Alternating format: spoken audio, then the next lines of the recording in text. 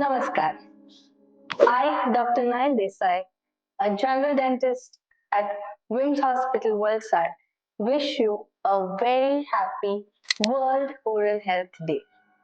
જી હા, દર વર્ષે 20 માર્ચે આપણે વિશ્વભરમાં ઓરલ હેલ્થની જનજાગૃતિ માટે આ દિવસ સેલિબ્રેટ કરીએ છીએ. હવે ઓરલ હેલ્થ સાચવવાની બિલકુલ સહેલી છે, કોઈ રોકેટ સાયન્સ નથી. સૌપ્રથમ તો આપણે ફક્ત 2 વાર બ્રશ કરવાનું છે. 2 થી 5 મિનિટ સવારમાં ઉઠીને અને રાત્રે સૂતા પહેલા આપણે આપણા મોઢાના સ્વાસ્થ્ય માટે કાઢી જ શકીએ છીએ.